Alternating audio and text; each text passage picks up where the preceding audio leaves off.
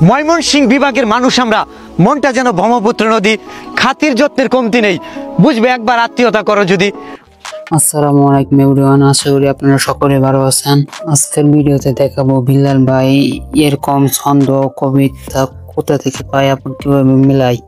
আজকের ভিডিওতে আপনাদের দেখাবো কিভাবে আপনারা আপনাদের ছন্দ তৈরি করবেন। ওকে, এখন আমরা চলে যাবো আমাদের ফোনে থাকা প্লে স্টোরে। এখান থেকে আমরা সার্চ অপশনে গিয়ে সার্চ দেবো ZZGP। এখান থেকে অ্যাপসটাকে আমরা সবাই ইনস্টল করে নেব। এখান থেকে ইনস্টল করা হয়ে গেলে আমরা অ্যাপসটির ভিতরে প্রবেশ করব। এখান থেকে আপনারা যে ধরনের ছন্দ বা কবিতা তৈরি করবেন তা লিখে এখান থেকে সার্চ দিলেই তা চলে আসবে।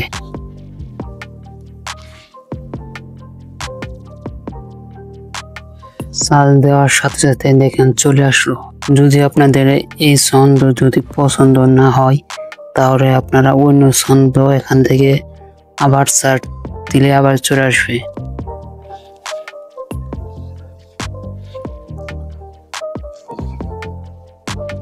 দেখেন সার্চ দেওয়ার সাথে সাথে আবারই চলে আসলো।